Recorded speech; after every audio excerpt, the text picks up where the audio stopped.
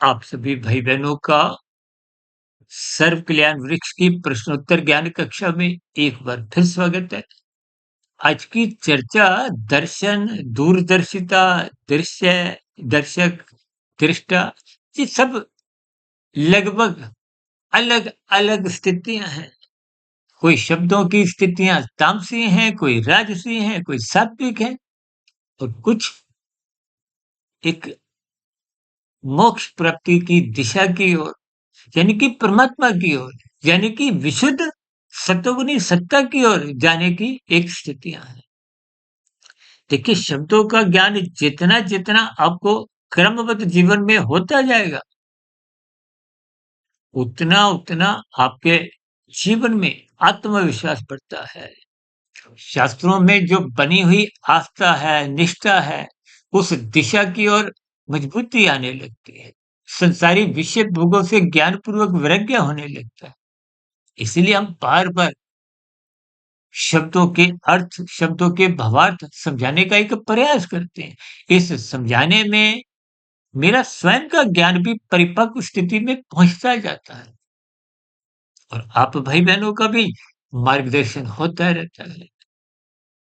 देखिए, दर्शन का अभिप्राय जब आप कार्य के पीछे के कारण की ओर जाते हो, उस स्थिति को ही दर्शन कहते हैं या यूँ को दूरदर्शिता जैसे भारत सरकार के एक चैनल का नाम क्या है? दूरदर्शन।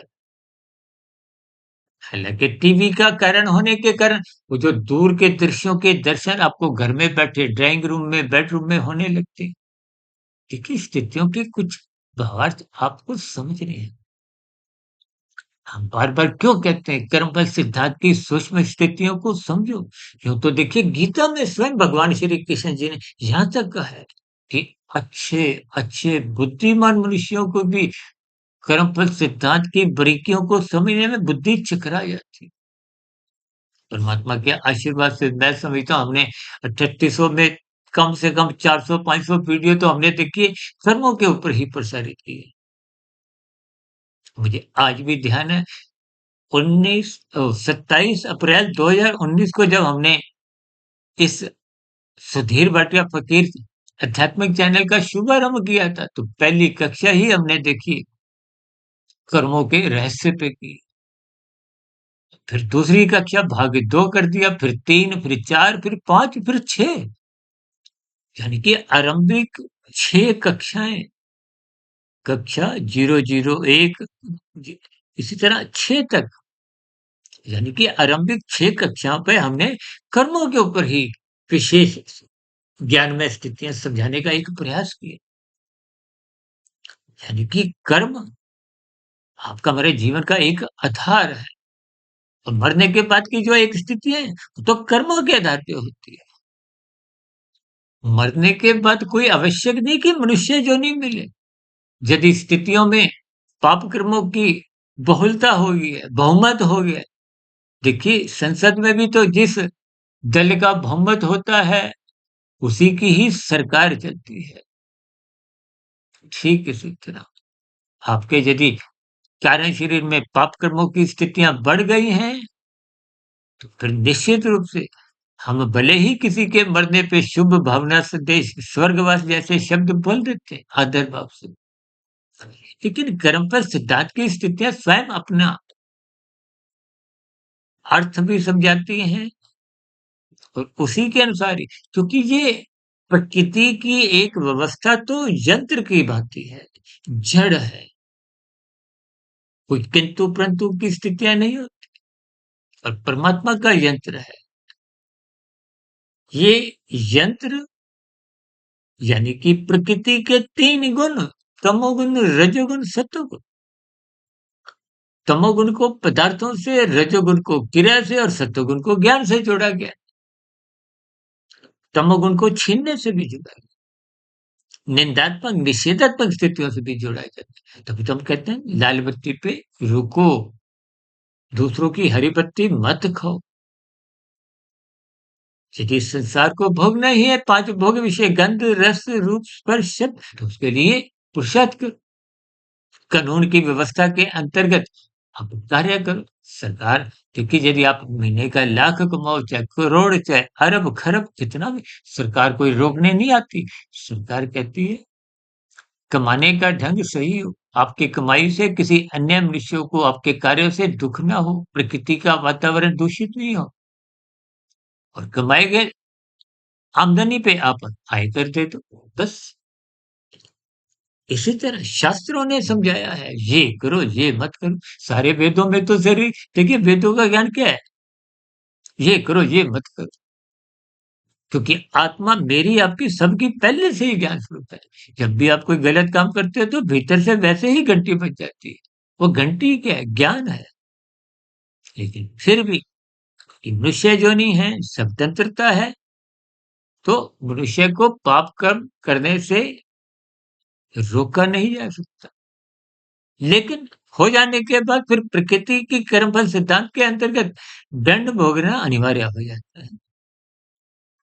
संसार में भी जब आप कानून का पालन नहीं करते, जैसे लाल बत्ती पे नहीं रुकते, पकड़े जाने पे चालान कटता है।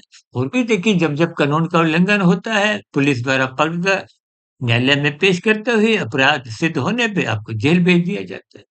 ये सभी स्थितियाँ ज्ञानपूर्वक समझनी है। यही कर्मफल सिद्धांत है। कर्म पहले होता है, फल बाद में आता है। ये एक अटल स्थिति है।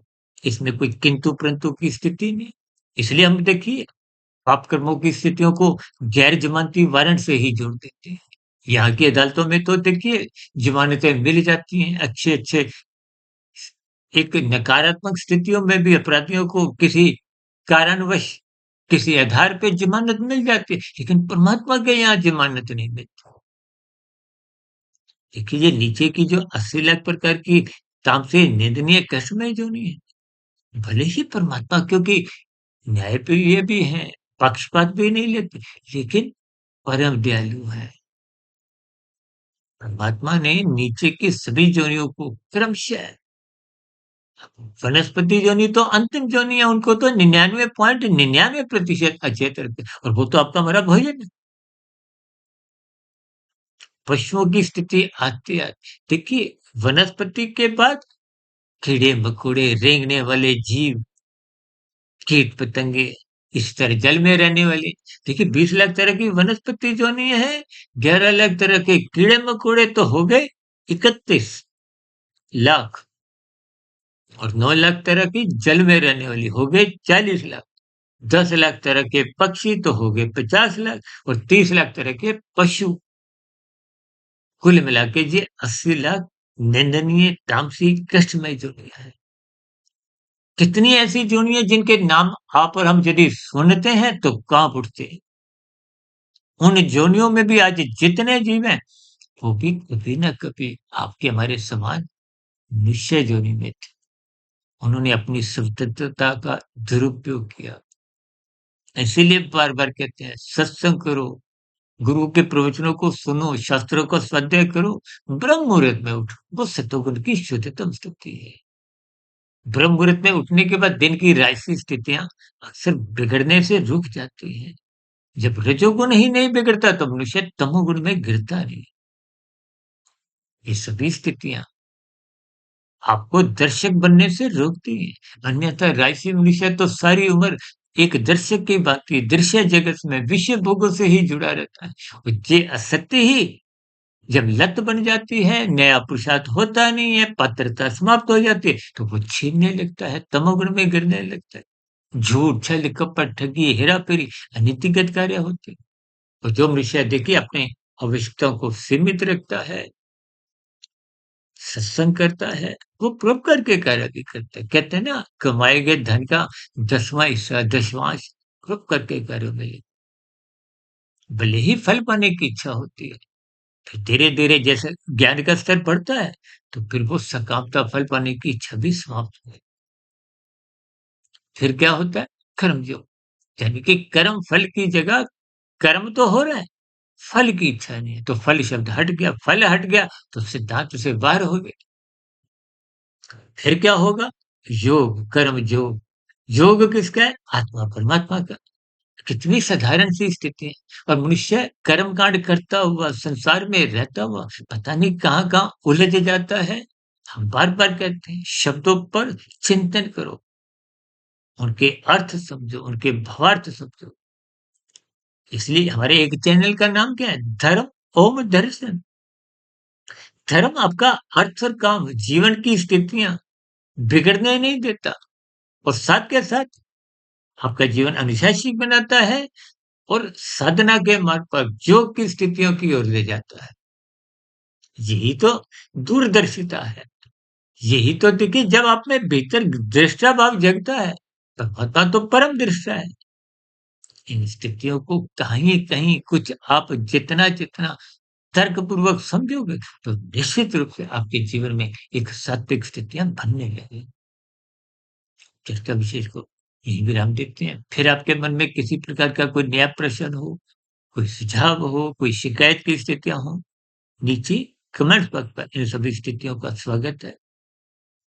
चर्चा विशेष को अब यहीं विराम देते हैं और कल सुबह फिर मिलेंगे ब्रह्म मुहूर्त ज्ञान उपदेश कक्षा में। और दूसरी विशेष बात, आजकल हमने कुछ शॉर्ट्स के ज़रिए भी लघु ज्ञान संदेश प्रस्तुत करने आरंभ किए।